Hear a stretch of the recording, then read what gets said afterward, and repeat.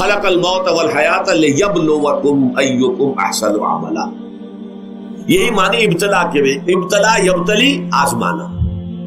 ابلا یبلی جو آتا ہے باب افعال سے، اس میں آتا ہے کسی کو کسی تکلیف میں ڈال کر اس کو نکھارنا، کہ اس کا جوہر نکھر جائے، اس کے اندر جو خیر ہے وہ اور چمک جائے، لوگوں کو بھی معلوم ہو جائے کہ یہ شخص اس مقام کا اہل ہے، اس کے اندر یہ صلاحیت ہے، اس میں یہ قوت موجود ہے.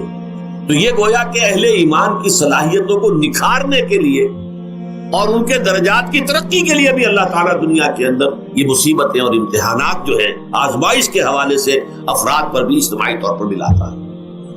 اور ایک اس کا اور بھی ہے، اہل ایمان پر اس طرح کے ابتلا و آزمائش کی ایک نوعیت اور بھی ہے، اور وہ یہ ہے کہ جو بھی آپ سے غیر ارادی طور پر، یا یہ کہ آپ نے کوئی گناہ ارادی طور پر بھی کر لیا، اللہ تعالیٰ اس کی سزا اسی دنیا میں دے کر آخرت کی سزا سے محفوظ کر دے. گویا کہ اس سے بڑا خیر کیا ہوگا؟ یہاں کی سزا کیا ہے؟ جھیل لی آپ نے، بخار آ گیا، ٹانگ ٹوٹ گئی، چلیے 3 مہینے آپ بستر پر پڑے رہے نا، اور کیا ہوا؟ کچھ نہیں. لیکن یہ کہ آخرت کی سزا ملتی بہت عظیم ہے. لہذا کفارہ بناتا ہے اللہ تعالیٰ ان جو بھی گناہ ہو گئے ہیں، غلطیاں ہو گئی ہیں، ان کا کفارہ اللہ تعالیٰ بندہ مومن کے لیے. حضور کی ایک حدیث ہے، اس کا متن مجھے اس وقت یاد نہیں ہے، کہ مومن کا معاملہ عجیب ہے، اسے کوئی تکلیف پہنچتی ہے صبر کرتا ہے، اس کے گناہوں کا کفارہ بن جاتا ہے، اور اگر کوئی خوبی ملتی ہے اس پر اللہ تعالیٰ کا شکر ادا کرتا ہے، اس کے درجات بلند ہو جاتے ہیں. تو یہ معاملہ جو ہے اللہ تعالیٰ کی طرف سے بندہ مومن کے حق میں خیر، کہ در حقیقت اس کے ان گناہوں کی پاداش کہ جو اس نے یہاں کر لیے ہیں، یہی دنیا میں دے کر دھو دیا جائے، پاک کر دیا جائے. جیسے آپ کو معلوم ہے دھوبی جو ہے کپڑے کو بھٹی میں چڑھاتا ہے، گرم پانی میں ڈالتا ہے، نہیں ڈالتا، تاکہ اس کا میل نکلے، اس کے آگے پٹکتا بھی ہے ذرا اس کو، تاکہ وہ میل اچھی طرح چھٹ جائے اس سے. اسی طرح اگر دنیا میں ہمارے میل چھٹ جائیں، دنیا میں اگر ہمارے گناہ دھل جائیں، تو یہ بڑے نفع کا سودا ہے، بڑے نفع کا سودا ہے، بڑے نفع کا سودا ہے. اس اعتبار سے آپ غور کیجئے کہ اگر یہ حقائق ہمارے سامنے رہے تو کیا کوئی تکلیف دنیا کی ہمیں بھاری محسوس ہوگی؟ ہمیں تو بتایا یہ گیا ہے کہ عسیٰ ان تکرہوا شیئا وہو خیر لکم وعسیٰ ان تحبوا شیئا وہو شر لکم واللہ یعلم وانتم لا تعلمون. ہو سکتا ہے کہ تم کسی چیز کو ناپسند کرو، ذرا آنے کہ اسی میں تمہارے لیے خیر ہے، تمہیں نہیں پتا، اور ہو سکتا ہے تم کسی چیز کو پسند کرو، ذرا آنے کہ اس میں تمہارا شر ہے، لیکن تمہیں نہیں معلوم. اللہ یعلم وانتم لا تعلمون، اللہ جانتا ہے تم نہیں جانتے. اس حوالے سے سبردم بتو مایا خیشرا، خدانی حساب کم و بیشرا. اے اللہ، اس کو کہتے ہیں تفویض. یہ سورہ تغابن کے درس میں یہ تمام مضامین تفصیل سے آتے ہیں کہ ایمان کے جو باطنی ثمرات ہیں اس میں سب سے پہلے مقام رضا ہے، پھر تفویض، توکل ہے. آپ محنت کر رہے ہیں، محنت کر رہے ہیں، محنت کر رہے ہیں، نتیجہ نہیں نکلا.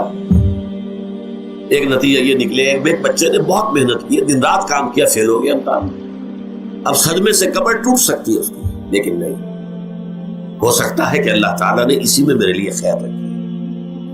اس لیے کہ ہماری محنت سے کچھ نہیں ہوگا، ہمارے مادی وسائل سے کچھ نہیں ہوگا، ہوگا اللہ کے اذن سے، اللہ کی مرضی سے، اللہ کی مشیت سے. یہ ہمارے لیے خاص طور پر اس اعتبار سے بہت اہم نکتہ ہے.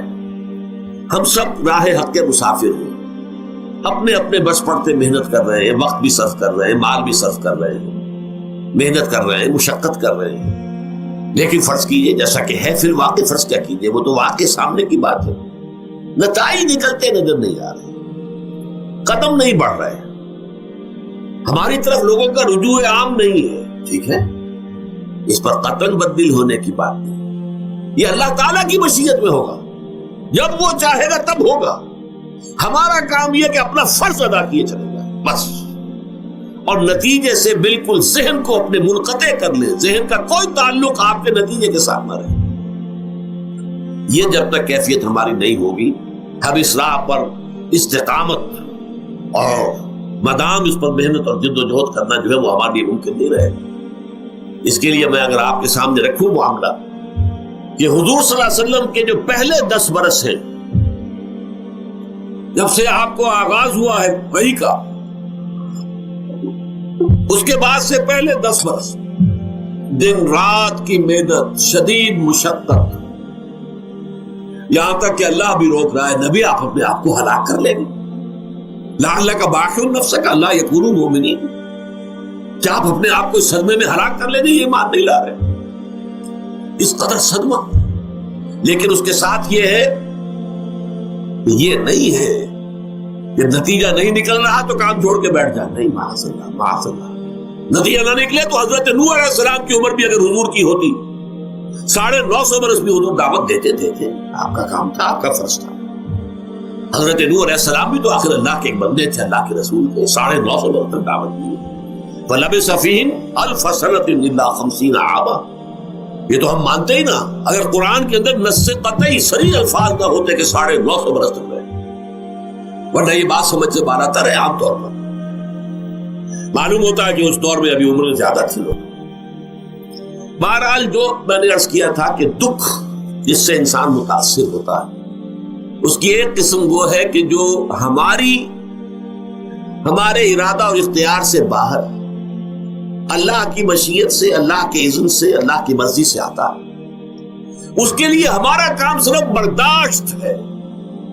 جو شے بھی ہمیں برداشت کی صلاحیت عطا کر دے وہی اس کا علاج ہے۔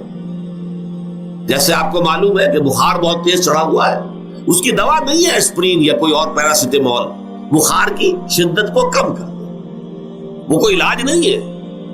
علاج تو ہوگا اگر معلوم ہو کہ کون سے جراثیم ہے، کس کی وجہ سے ہے، اس کا صحیح اینٹی بایوٹک کون سا ہے، وہ علاج ہوگا۔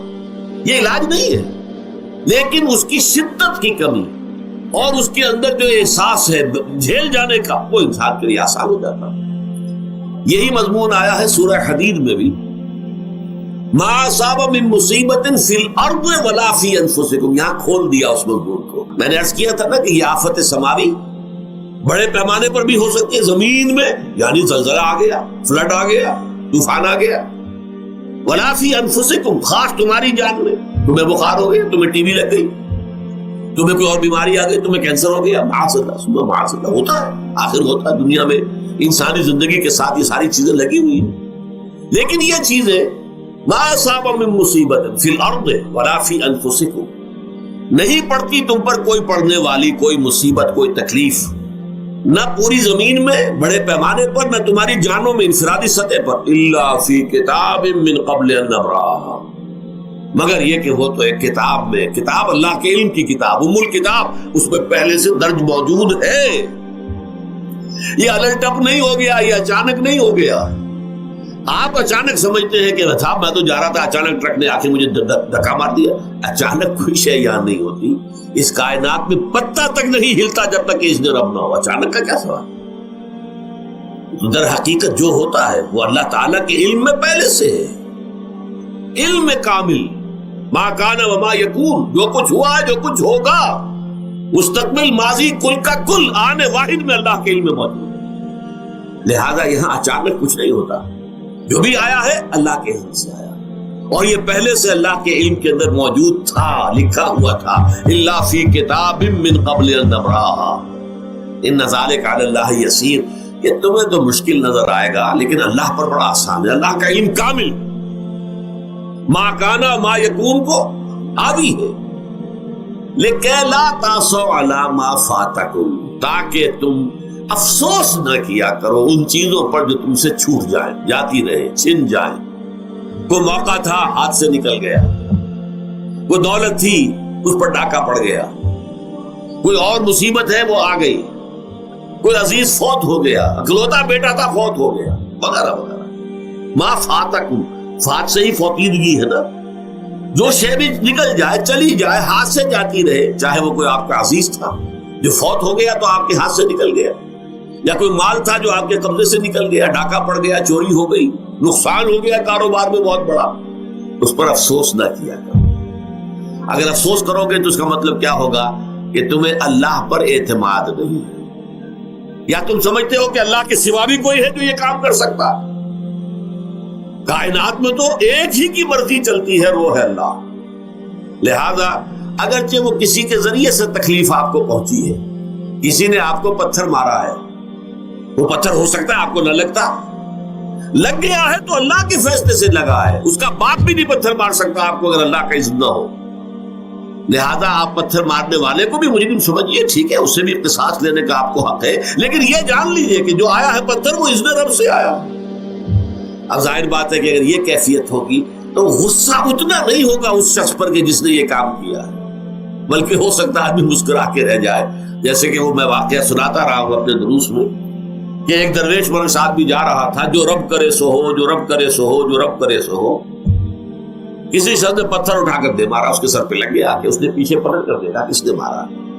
اس نے مجھے کیا دیکھتے ہو، جو رب کرے سو ہو، یہ تو رب کے مارے. اس نے کہا مجھے تو یہ پتھر رب کے مارے ہی لگا ہے، لیکن میں دیکھ یہ رہا تھا بیچ میں کس کا منہ کالا ہو گیا، اپنے لیے کس نے ایک گناہ کما لیا، اپنے لیے کس نے ایک مصیبت جو ہے وہ مول لے لی، وہ بیچ میں تم آ گئے ہو. پتھر اللہ کی طرف سے آیا ہے، لیکن اس کا عذاب، اس کا وبال تم پر آ گیا.